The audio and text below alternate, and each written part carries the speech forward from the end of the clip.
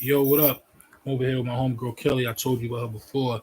Uh, she had some situations where she got to the point where she wanted to learn about law. She got to master the courtrooms herself and keep the legal foot off her neck. All right. Now, you had a situation that made you want to study law, right? What was your Yeah. situation that you went through? Well, I was beat up by a police officer unjustly. He broke a couple bones and rattled me up pretty good. And A male police a officer, male police a man officer. beat you up. And Okay. yeah, Yeah. it was pretty bad. I came away with, uh, like I said, broken bones, cut above my eyebrow, black eyes. Um, I, And what happened when you tried to pursue like a lawsuit or Oh well, I looked for a lawyer, like they tell you to do. Like the everybody, liar? yeah, the machine tells you to do, and that's what I did. I looked for a lawyer. I looked. No lawyer wanted to help.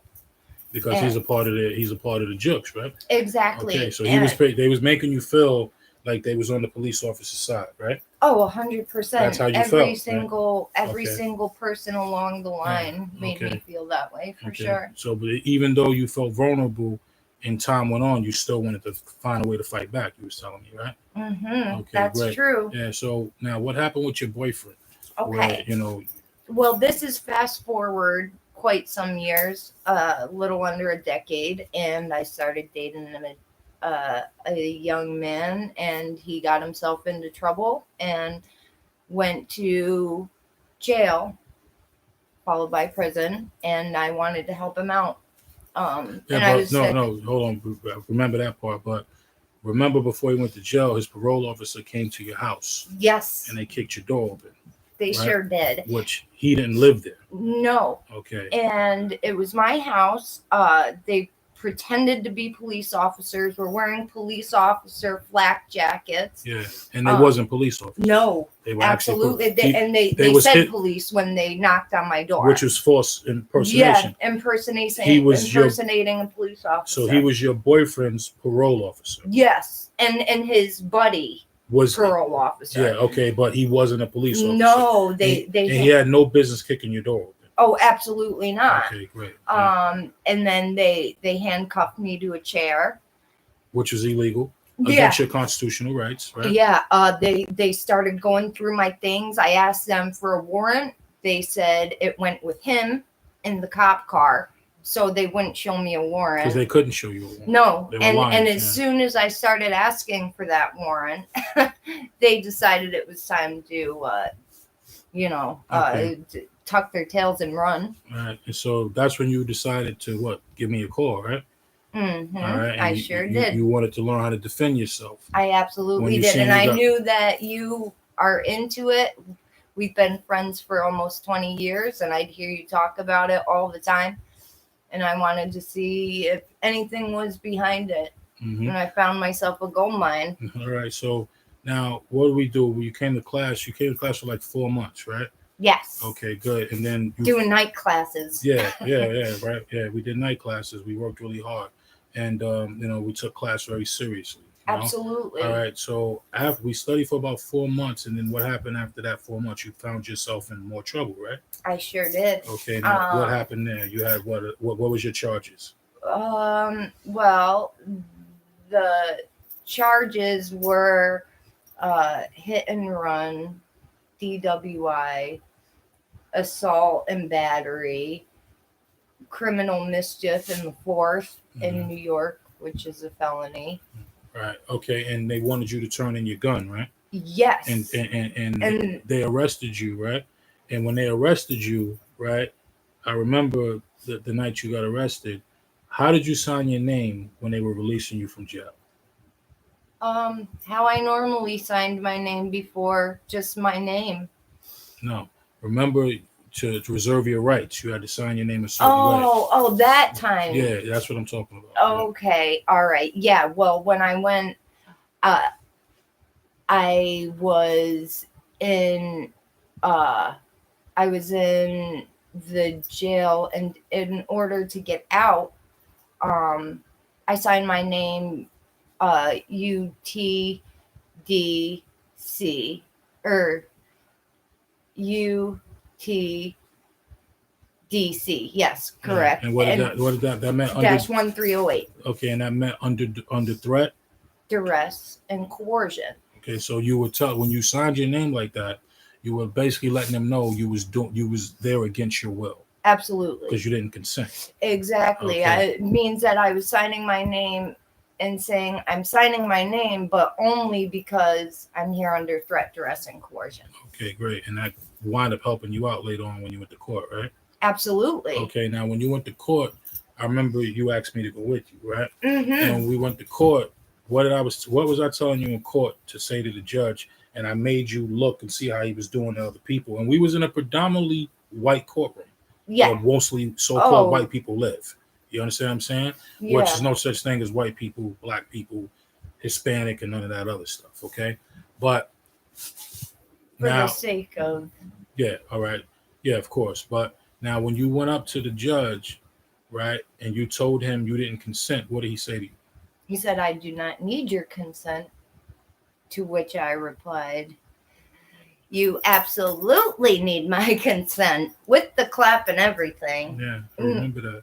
And then remember, it was people in the courtroom that were listening to you. Yeah, right? They were listening to us, Yeah. the people in front of us and stuff. Yeah, they were listening to us throughout the process of other people going up and us watching. Yeah, right. Yeah. So when you said that, and the judge told you he didn't need your consent, and you said you absolutely need my consent, right? When you said that to him, right? You said that to him, and he had I'll call it back, right? You had said to him, you absolutely need my consent, right? And then you stood your ground. Yes. What did he say to you after that? Case dismissed. Game over. Right? Yeah. Game that over, was and I mean, it's really nerve-wracking when you're up there, but if you have somebody with you and that was you were there for me and you gave me the courage, so once it came time for me to go and face that, you know, I really wanted to push it home, and I was gonna go in the name of my freedom and everything. Now, remember you going to court the first time, you went by yourself and you kind of like bullied you around, right? Yes. So when you asked me to come to court with you, I remember I kept putting in your brain, I kept, just drilling in your brain, stand your ground and don't let them bully you. Yeah. And when he and use the word, I do not consent. And I remember you clapped your hands. He said, I don't need your consent. I'm the judge. You said, you absolutely need my consent. I never forget you said that. And you raised your voice. And then the people in the courtroom started turning around, looking at me. Because they knew what you were saying. They heard what I was telling you to say. Yeah. Right? Yep. Like they wanted to do it next. Don't let them roll you. Right? Yeah. Like they wanted to do it next, right? So they were like, woke up. So once the judge said, what did he say to you exactly when he dismissed the case? Well, he really quietly said it. It was not him pushing me around anymore. So I was like, do I need something? I was really shocked. Like I almost didn't believe that was it, and it was that simple. And he quietly said what? Case dismissed. Because you didn't consent. Sure didn't. All right. Okay, cool. So I just wanted to do this quick video to let you know, this is one of my students, Kelly. We've been friends for over 20 years. She started to learn a couple of years ago. You know what I mean? And it took 4 months of hard studying. And then she found herself in a situation and boxed out of the situation. Now, real quick, what happened to the guy that called the cops on you? Didn't he wind up getting in trouble? Later on his own accord? Yes, he did. What he called a DWI? He called a DWI too, and that put him in jail. He went to jail for about 6 months. He went to jail, like and I got that charge dropped. Well, you had you didn't have a so you had a yeah, I have 7. seven charges. and you didn't go to jail. No. Right? You had the case dismissed. For one word that you used, you did not consent. Consent, Right? kids. And he went to jail for just DWI. He sure did. Because he didn't know how to defend himself. No. Right? Yeah. And then another thing too, Karma don't like ugly. That's what he get for calling the cops and starting trouble. When she beat him up, he called the cops. She stayed home. He went to jail on some other shit that he did. All right? Yeah. Make a quick short, sweet video. This is what we wanted to do. Like I said, my heart goes out to everybody. Like Noble Drew Ali said, be good to everybody, because if you don't, it'll come back to you. That's how we got here in the first place. All right? Peace to all my Moors. Peace to everybody. And this is Education 101. Don't consent. We'll be back with another video real soon. Peace. 1, 2, 1, 2. That was good.